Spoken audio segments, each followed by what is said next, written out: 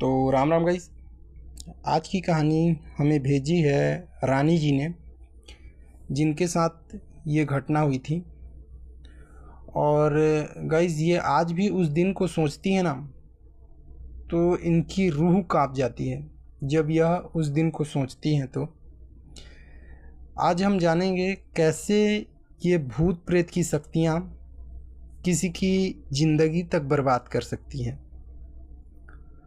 तो वीडियो में आगे बढ़ने से पहले गाइस, हर बार की तरह मैं इस बार भी आप लोगों को यही बोलूँगा कि अगर आप लोग चैनल पे नए हो तो चैनल को ज़रूर से सब्सक्राइब कर लेना और बेल आइकन को ऑल में ज़रूर प्रेस कर लेना, जिससे हमारी हर वीडियो की नोटिफिकेशन आप लोगों के पास सबसे पहले पहुँचे। और वीडियो में एक लाइक ज़रूर से कर देना गाइस, जिससे हमें मोटिवेशन मिलती है। और अगर आप लोगों का भी ऐसा कोई कहानी किस्सा है जिसे आप लोग हमें शेयर करना चाहते हो, तो डिस्क्रिप्शन में आप लोगों को इंस्टा आईडी का लिंक मिल जाएगा, जिसके थ्रू आप लोग मुझे भेजकर कहानी सुना सकते हो, जिसे मैं इस चैनल पे अपलोड करूँगा। और कुछ दिनों में गाइस हम अपना व्हाट्सअप नंबर भी आप लोगों को प्रोवाइड कर देंगे, जिसके थ्रू आप लोग मुझे अपनी रिकॉर्डिंग भेजकर सीधा किस्सा सुना सकते हो। तो चलिए गाइस, बिना टाइम वेस्ट करते हुए कहानी में आगे बढ़ते हैं। बिहार के एक छोटे से गांव की रहने वाली रानी, जिनका दाखिला एक नामी कॉलेज में हुआ था, यह पहली बार शहर आई थी। और अब यह वह लड़कियों के एक पुराने हॉस्टल में रह रही थी, जहां हॉस्टल की इमारत अंग्रेज़ों के ज़माने की थी। ऊंची ऊंची छतें, लकड़ी की पुरानी दरवाजे, और हर रात अजीब अजीब वहाँ से आवाज़ आती थी। लेकिन रानी ने इन सभी चीज़ों को शुरुआत में नज़रअंदाज किया। लेकिन कुछ हफ्तों बाद उसकी रूममेट नेहा, जो कि उसकी अच्छी फ्रेंड थी, अचानक बीमार पड़ गई। बुखार तो था नेहा को, लेकिन नेहा अजीब अजीब बातें करने लगती थी। रात को चिल्ला उठती थी, बोलती कि कोई उसके कमरे में है और कोई उसका गर्दन छूता है। सब ने सोचा कि ये बुखार की वजह से है। डॉक्टर आए, दवाइयाँ दी, लेकिन हालत और बिगड़ती गई। एक दिन नेहा ने कांपते हुए कहा, मेरे बिस्तर के नीचे कोई रहता है। वो हर रात मेरी सांसों को गिनता है। रानी घबरा गई यह सुनकर। उसने नेहा के घर फ़ोन किया। नेहा की दादी ने फ़ोन उठाया और रानी की बात नेहा की दादी से हुई। रानी ने सभी चीज़ें उसकी दादी को बता दी। दादी ने एक ही बात कही, इस पर काला टोटका किया गया है। रानी चौंक उठी। शहर में रहते हुए उसने कभी इन बातों को गंभीरता से नहीं लिया था कि शहर में भी ऐसी चीज़ें होती होंगी। हमारे गांव में तो होती हैं, लेकिन इधर भी ऐसे होता होगा करके रानी ने कभी नहीं सोचा था। लेकिन अब हालात ऐसे थे कि उसे कुछ भी करके नेहा को ठीक करना था। दादी ने उसे नेहा को ठीक करने के लिए एक टोटका बताया। रात के 12 बजे एक काले कपड़े में लिपटी काली मोमबत्ती जलाओ। एक कच्चे दूध का कटोरा जिसमें कच्चा दूध हो, उस मोमबत्ती के सामने रखो। नेहा को अकेले उस कमरे में बैठना होगा और 7 बार एक मंत्र बोलना होगा जो कि दादी ने बताया था,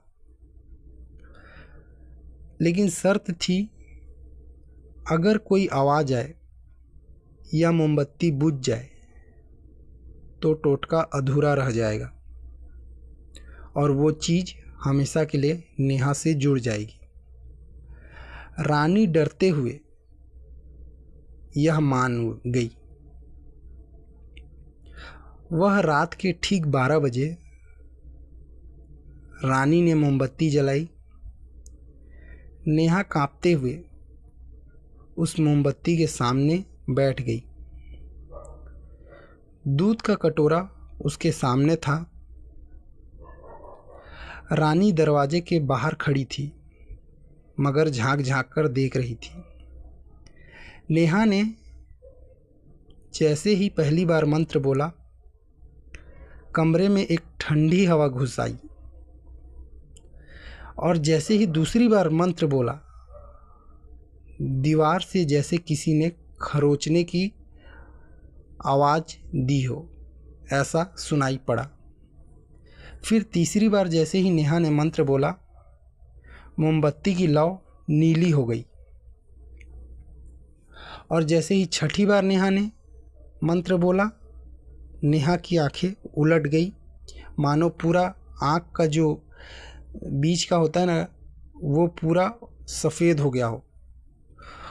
और जब सातवीं बार मंत्र बोला तो दूध का कटोरा खुद ब खुद पलट गया, मोमबत्ती बुझ गई और कमरे में एक आवाज़ आई, बहुत धीमी मगर साफ सी सुनाई पड़ रही थी, अब मैं कभी दूर नहीं जाऊंगा। रानी ने दरवाज़ा खोला और देखा कि नेहा बेहोश पड़ी थी। अगले दिन सुबह नेहा उठी तो उसकी तबीयत बिल्कुल ठीक थी।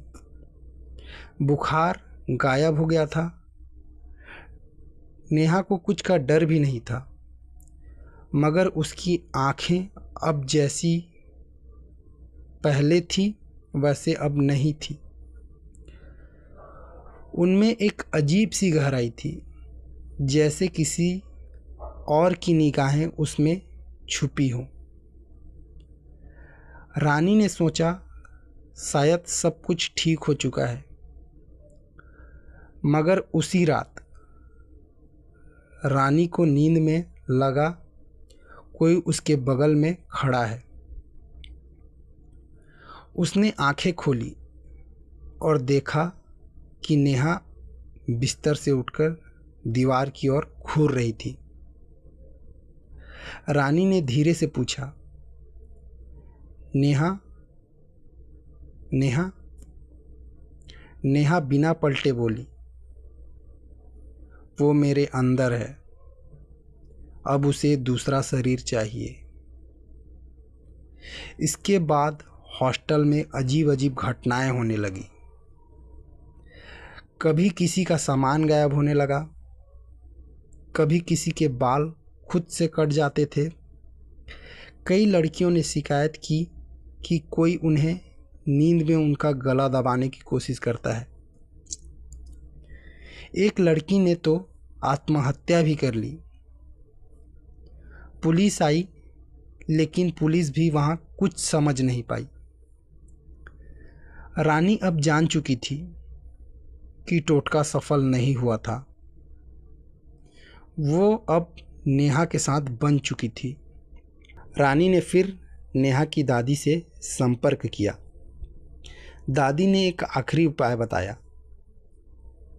अगर उस आत्मा को किसी और के शरीर में डाल दिया जाए तो वो शरीर छोड़ सकती है, लेकिन वो शरीर हमेशा के लिए उसका हो जाएगा।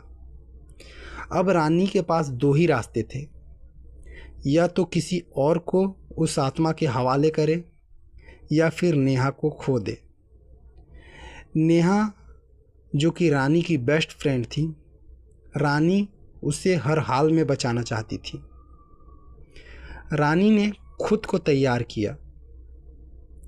अगली अमावस्या की रात उसने वही टोटका फिर से किया।